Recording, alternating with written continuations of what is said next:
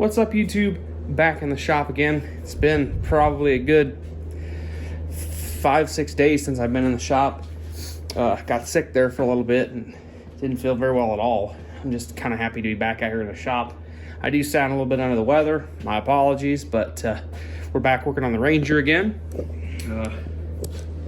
Not real sure what we're going to do 100% in this video tonight. I did get the windshield. This is a warranty windshield. It's cracked right there. Has got a little worse.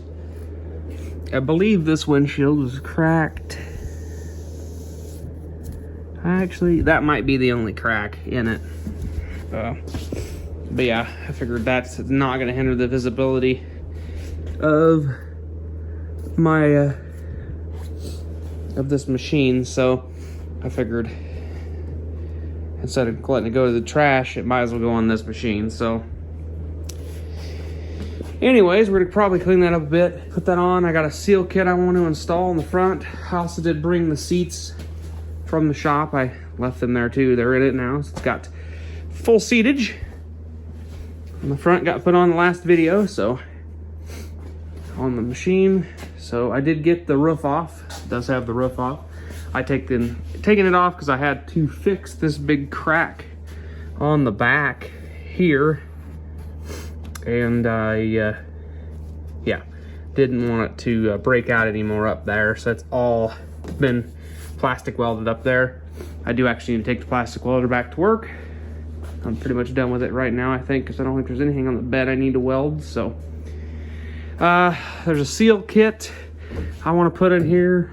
This is a flip windshield, so I have such struts from warning stuff out, and a bag of hinges and bolts and whatnot, front bumper bolts, and a bed strut because this one didn't have a bed strut and was broke. So yeah, go ahead and grab the seal kit. Where's it at? I'm not 100% sure where my seal kit went for it, but I'll dig it out and put you guys on a tripod, and we'll install that seal kit.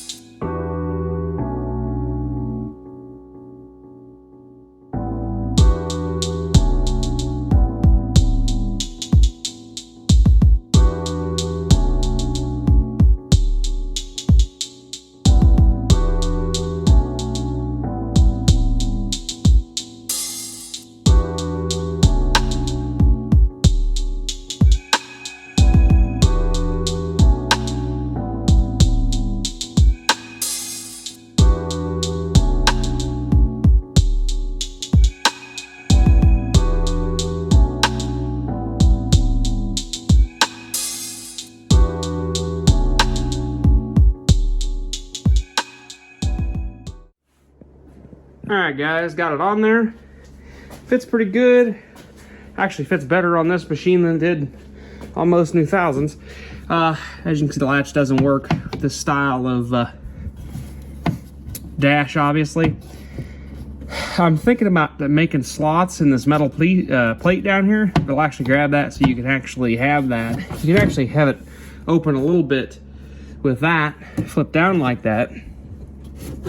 But I'm thinking about bringing it back farther and having a latch, or this actually latch closed, because there's really nothing to latch this right now down to keep it from flopping over or open, and I'd like to have it be able to latch.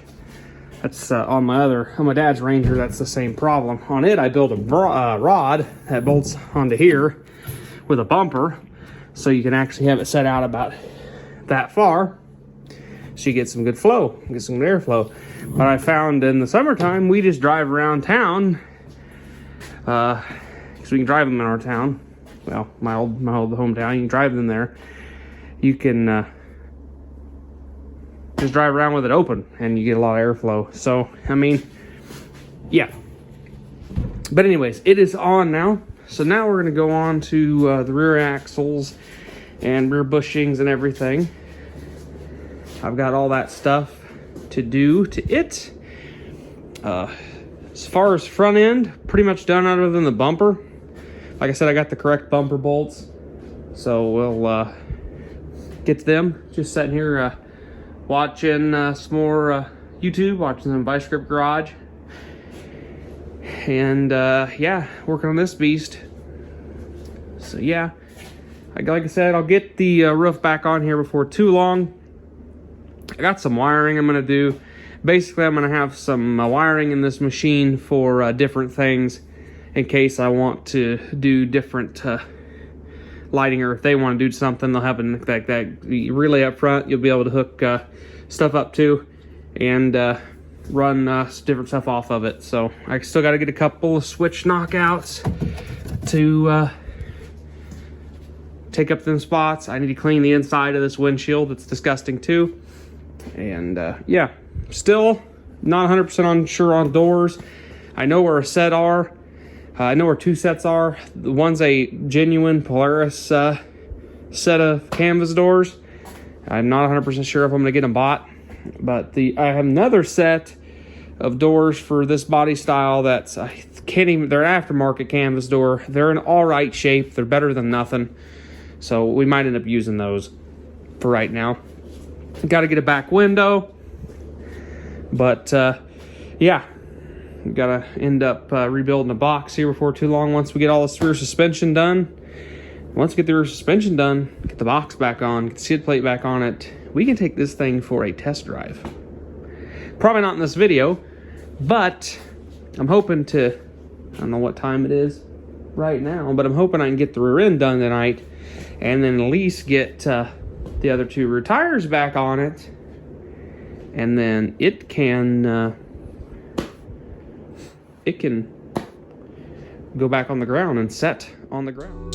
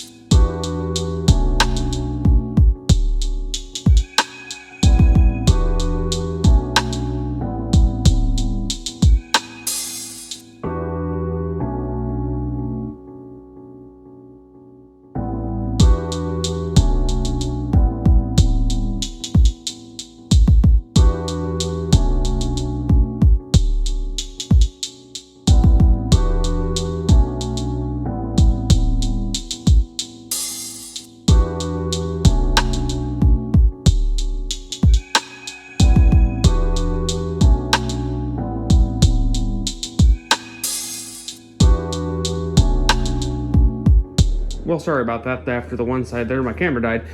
But yeah, went ahead, tore all the bushings out, got all new bushings in, all new sleeves. Went ahead, prepped all the bolts. They're all anti-seized, ready to go. All new nuts. Haven't took the sway bar off yet. I'll probably do that last, once I get the A-arms setting in, and then I can put the new one on. Then I get the two links pushed in and far enough, get them set on there, get that bolted down. So first thing I'm going to do, I think, is I'm going to go ahead, grab an 8mm, and pull this clutch cover off. I got to take a look. I don't have to, but I'm going to take a look in there and see what's going on. See how badly the clutch is wore, how dirty it is, and all that stuff. We may come back to it if it's real bad, but for right now, I know it does run and drive pretty decent. So yeah, then we're gonna go ahead, dig out the 2 rear axles. I gotta never seize them yet. Did put my never seize away, damn it. But yeah, we'll go ahead and dig that back out. I'm gonna go ahead and probably throw all the suspension together after I pull this cover off. So yeah, we'll go ahead and do that and catch you guys back on after that.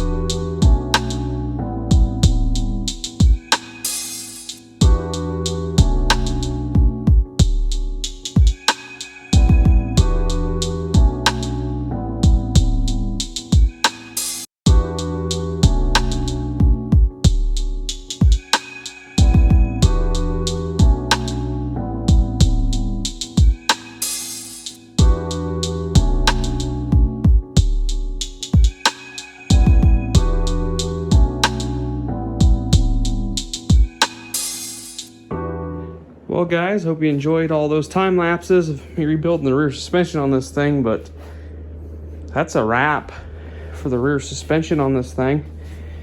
I do want to drill out these rivets, and I should have done that and replaced these, but actually I don't think they're going to be a problem and come out, so I may not worry about it. I may zip time.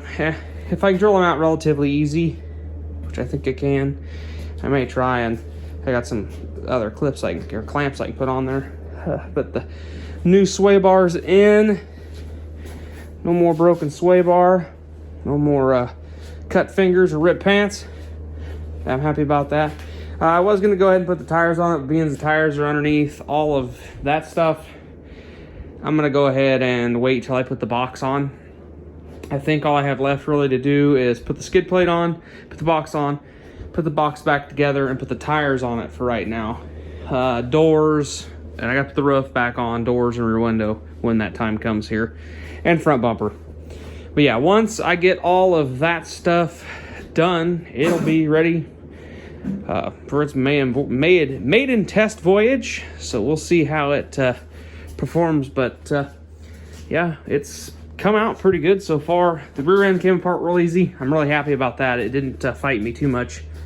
So that'll be good. Now that that's all taken care of and all nice and solid. That's just the differential itself, but all the shafts are solid in the differential. All the bushings are nice and tight. Everything in the rear is tight, so she should ride pretty good. I noticed I just forgot to tighten one bolt, boys. That wouldn't have been good, but that does give me a perfect good time to explain why I face all my bolts backwards, and they try to do that from the factory. Even that one bolt that you see me fight down there for the shock, getting it in with the axle in there, I tried to fight at the back, because if this nut falls off, you're not going to rattle and going forward. If it was back this way, it'd rattle and slowly rattle out. Well, if it's pushed this way, you're going to be going spinning motion speed going forward. So it's going to slowly rattle this bolt back in, and hopefully, theory, it should stay in there. But yeah, that's the reason I do that. I do normally go back over and check all this. I didn't. All I basically did was cut the camera off and come back to it. So yeah, I'm gonna go definitely give it one more once over now. But I'm going to tighten that bolt. Then I'll go back through, check everything over. I did the front. It's been checked over like 3 times. So I'll do that. Definitely get that bolt tightened. I didn't torque the wheel bearings on the rear because they're used bearings. I just snugged them up good with the impact. I kind of know where my impact sets. Why? Kind of basically my ugga torque. So I kind of know where them are torqued at, and they're torqued pretty good. I don't think the rear's wheel bearings had a lot of play in them, so that shouldn't be too big of a deal. But yeah, they probably will need to replace in the future. I did find out. I did pull the clutch cover off. You guys seen that? Pulled the clutch cover off, cleaned it. That has been a replacement clutch in 19. Not a lot of wear, so not real sure why it's sticking. Could be a sticky weight, sticky button situation, but I'm hoping blowing it out helped it a little bit. If it does continue to stick, we'll bring it here, tear the clutch out of it, go through it, clean it up, give it a little maintenance. But really,